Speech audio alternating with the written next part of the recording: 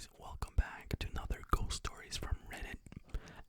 In this one, it's also a little bit different. It's not just ghost stories, it's also a let's not meet Reddit ghost story type video. If you don't know what let's not meet is people telling stories of things they encountered in real life, not paranormal, but things that was pretty crazy. So I'm reading some of those stories too because that was suggested in my last video, and that was suggested by Madeline Locke. So thank you if you're listening to this, Madeline. Thank you so much for that suggestion. It was very interesting, and yeah, I've definitely gotten into that now, so I'm gonna try to include that pretty much every video if you guys like it. I also want to say thank you so much for the support of my channel. I'm gonna keep making videos no matter what, and I hope that you guys like it. That's why I make it, it makes all worthwhile, like when you guys comment and I can reply, and it's just so fun. So thank you guys so much, and you guys are always so kind to me in the comments. Really, you guys are so kind, so thank you so much. And to the people that take time, to write a long comment, thank you so much. It really means a lot. So yeah, let's just get right into the video. It's gonna start with a let's not meet story. It's a bit of a longer story, but I hope that you guys don't mind. And I'm sorry if I say like a lot of mistakes in this video. As always, I'm mega tired. I got this very late start. I am currently working on a different project. It's a different video. It's nothing to do with ASMR. But yeah, I also do that, but that's something else. So yeah, that sounded weird. It's nothing weird like that. But yeah, let's just get right into it. A pizza guy, intercepted a kidnapping during a delivery. I delivered pizza and I'd been having a really busy night, non-stop back and forth, without any time to even pause and take a leak. I'd been so busy that I wasn't really thinking about bathroom breaks.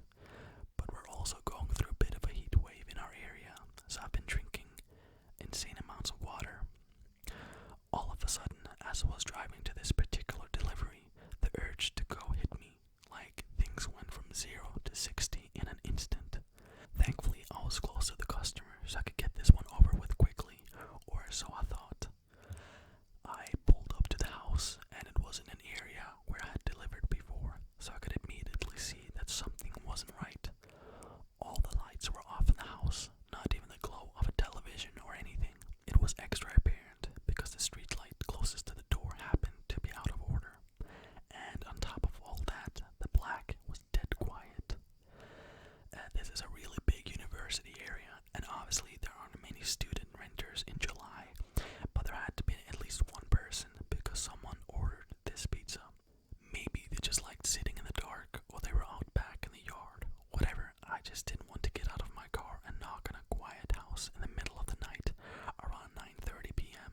without first checking that I had the correct address and the customer was inside. It was scorching that night, even after sundown. My car's AC is a joke, and the piping hot pizzas didn't help things much, so I have to try and open the car door as infrequently as possible to keep any cool air in. I called the number the customer provided, and the voice on the other end said, kind of brusquely and out of breath, "Yeah." I just try to keep it clear and concise.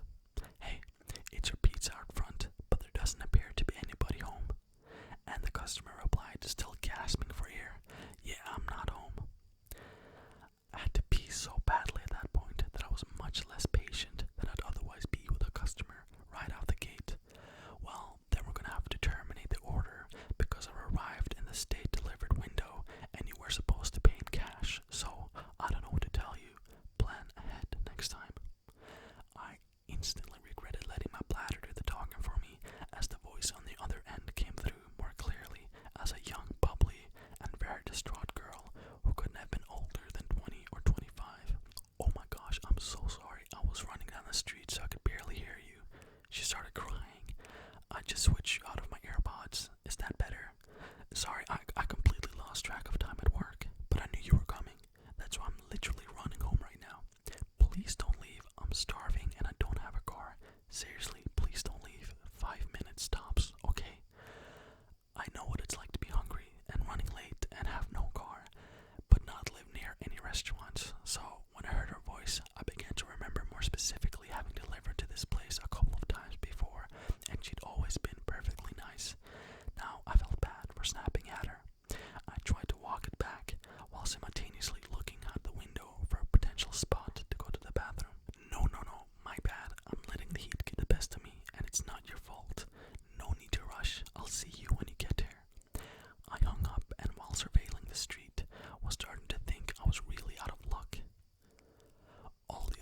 houses had people in them and were close together, so there were no clumps of trees or out of the way patches of land or anything.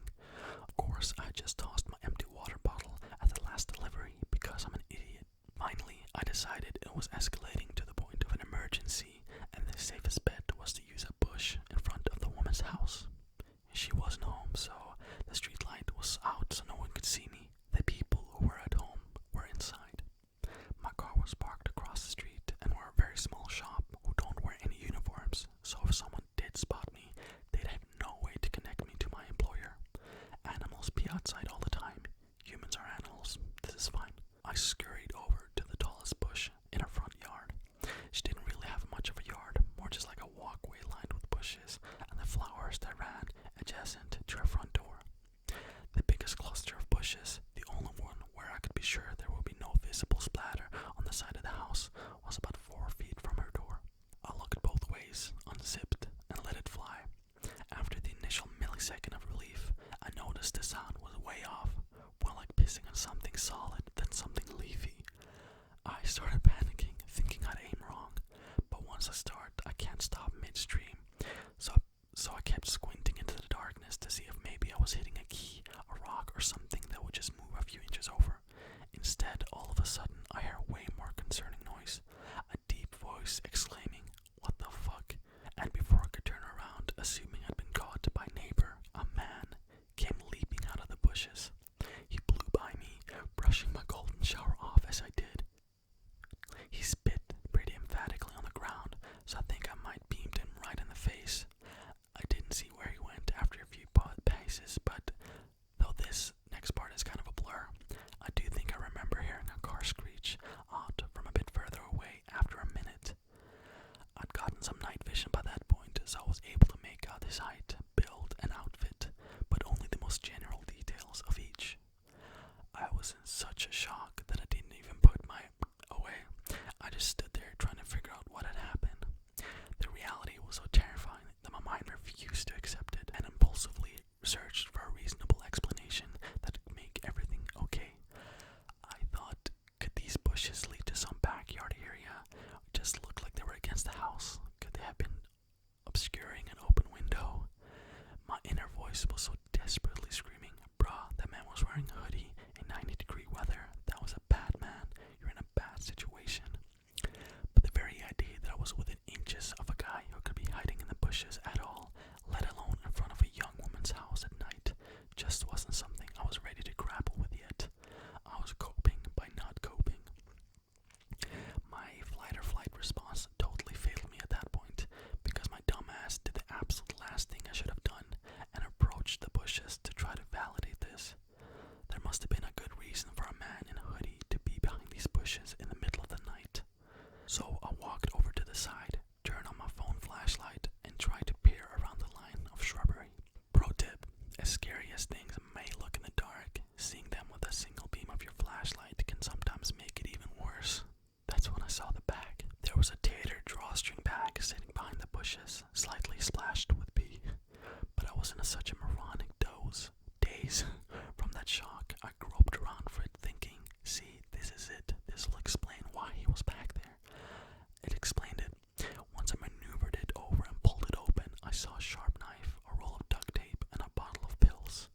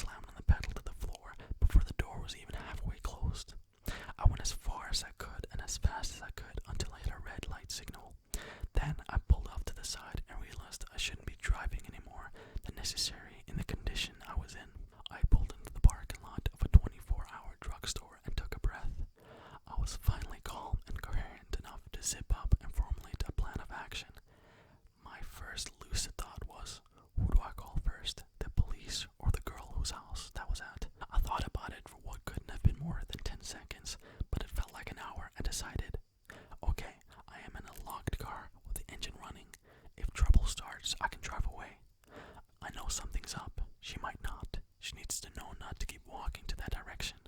But as I was dialing her number, it occurred to me, what if there was no girl? I thought I remembered delivering to that house before, but what if I was wrong?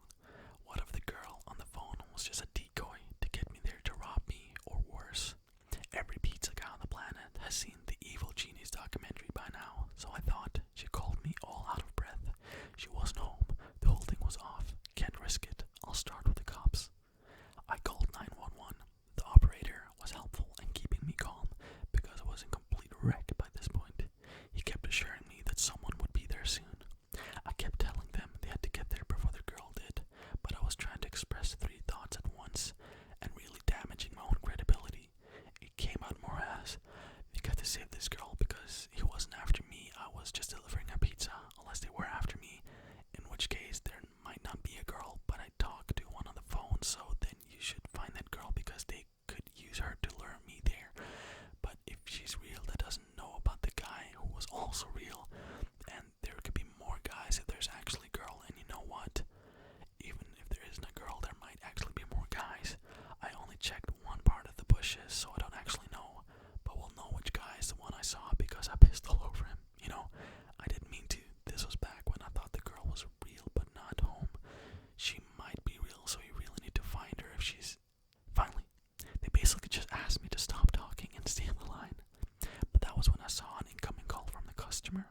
I couldn't answer it without disrupting my 911 call, so I just ignored it. But then she sent me this text like, "Hey, I'm here, don't see you." I told 911 she was there, and they said officers were only minutes away.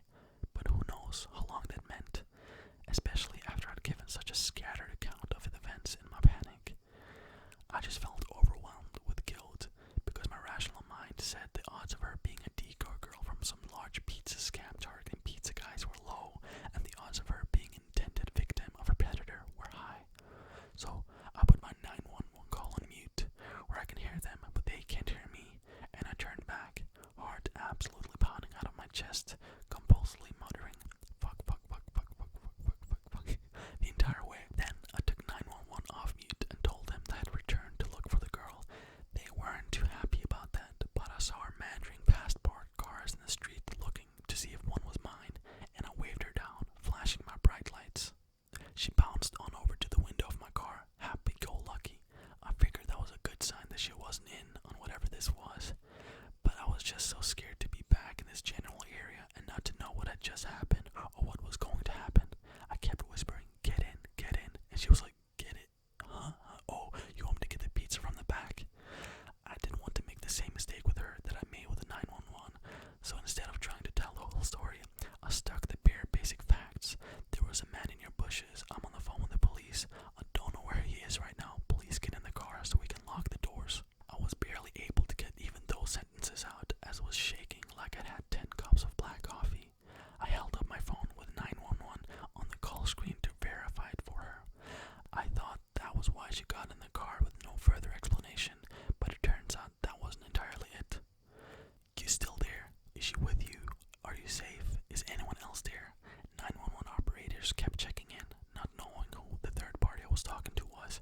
I reassured them as we drove, more cautiously this time, to a location 911 instructed us to wait at to speak with the police after they cleared the area. I didn't actually have to do much after that. The police came pretty soon after. A police car met us. I gave a statement telling them everything I observed, and she went off to speak to more officers in more detail than they needed me for. It turns out that the reason she got right into a strange pizza guy's car without probing any deeper into my story is because she knew who the man was right away from my description. She had an abusive ex-boyfriend who was apparently psychotic enough that he immediately came to mind from hearing, "There's a guy in your bushes." She later called us to thank me and insist on leaving a huge tip.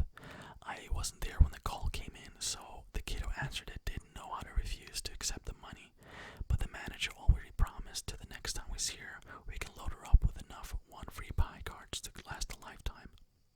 Easily the scariest thing that has ever happened to me, on the job or off. I don't get the chance to tell this story much because I try to avoid sharing it with anyone who could possibly know the girl or know of the event. But I'm still not the same since, even though I know he didn't even have anything to do with me directly. This truly shook me to my core. So man in the bushes, let's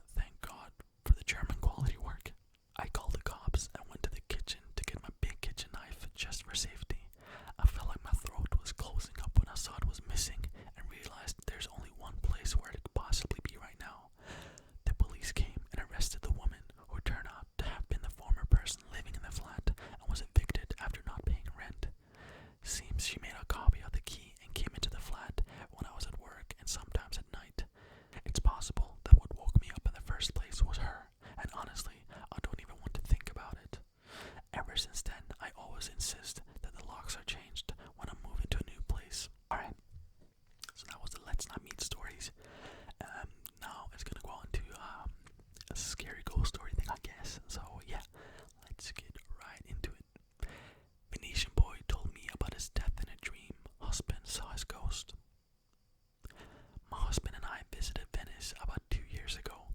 Our first day there, we pretty much went right to bed as we get there late. That night, I woke up to my husband sweating profusely and staring at the corner of our room. I tried talking to him, but he wouldn't answer. I shook him awake, even though his eyes were open, and he told me that he saw a little boy in the corner of our room walking towards him. He was trying to scream, but he couldn't. The little boy disappeared as soon as I started shaking my husband. Not sure whether he just saw a ghost or had a bad dream. We just went back to sleep. I started having a dream about a little Venetian boy. He started walking towards me and whispered in my ear in Italian about how he died. I couldn't understand everything he was saying, as I speak fluent Spanish and very little Italian. So he decided to show me how bad men cut his tongue out of his mouth and took his teeth. He told me he wasn't alone, and they were doing this to many other people too. When I woke up, I told my husband about what the little boy had said and shown me. My husband's eyes immediately went wide when I told him about the tongues and teeth.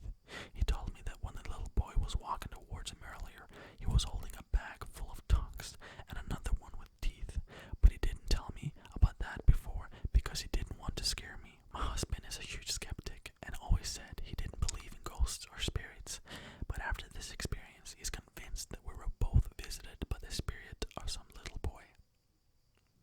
Alright, on to the next story. My treatment roommate summoned a demon in our room. Just casual stuff, you know. One time back in 2008, when I was a teenager, I was sent to a treatment center down in Texas because it was considered a flight risk. History of escaping custody. The courts wouldn't allow me to go to a treatment center in my own state. This was a somewhat alright treatment center, Laurel Ridge Treatment Center. I hated it at first. I even escaped and explored San Antonio and hitchhiked up to Houston at one point. Getting off topic now. They moved us around room to room. If you got into arguments or fights with each other, you'd be assigned to a room change. Every month there was a mandatory room change as well. At one point I had two roommates. One was a flamboyant homosexual and the other was a native boy who looked like an old man. He was a 16-year-old meth addict. He told me stories about how his family is all devil worshippers and how they used to torture him, especially his big brother. He showed me his scars and told me that some of the most messed up things I have ever heard. One night, it was pretty late, when I heard the native boy muttering something to himself over and over again. He was sitting cross-legged on top of his bed, with his palms on his knees. Looked like he was meditating. I got irritated because we already didn't like each other. I'm half native, and we get a bad rep, and we always get shit from full-blooded natives, especially if you look white, which I do, and he was full-blooded. I was proud to be a member of my tribe. He didn't like the idea. Anyways, I tell him to shut up, and he immediately counters if you disturb me again, I'm gonna fucking kill you. I gotta admit, I was kinda intimidated. This kid looked scary in the moonlight. So I'm just laying in my bed watching this crazy kid mutter, I am here, you are here, I am here, you are here, I am here, you are here, show yourself, over and over again. I guess this is some sort of spirit revealing chant. Ever heard of it? I'm scared now, I just said that. Hopefully that is not what it is, because then I'm fucked. Alright, I'm wondering what the hell he's trying to achieve when all of a sudden a 6-foot-tall man walks straight through my wall and slowly starts walking towards him. I was terrified. I've never seen anything like this before. It looked like he was physically there, wasn't see-through or shapeless or anything like that. He had buff gold legs covered with black fur. He even had a little goat tail. He was buff as hell. I guess some demons wear clothes because he was definitely wearing a black sleeveless muscle shirt. He had hair that reminded me of a black lion's mane with slim, sharp, pointy horns protruding from the top of his head about a foot high. So altogether he was more than 7 feet tall. I didn't get a look at his face. I immediately ball up in the corner of my bed. This creature had a terrifying aura. I'm not one of those people who talk about auras and energy all the time either, but you could feel a heavy pressure of pure fear in the room. It's like it was an RPG character with a spell that had like a 10-foot radius. Silly, I know, but this is the best explanation I have for how I felt. I start screaming, "What the fuck?" over and over again.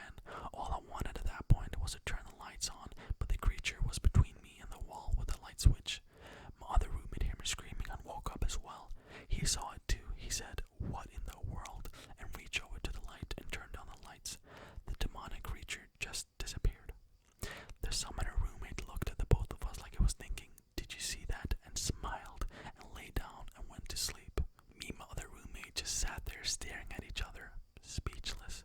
We both knew what we saw, but we didn't want to believe it. I immediately ran out to the tea room and asked the night staff for a room change. I told them why. They just laughed at me and said, ask for one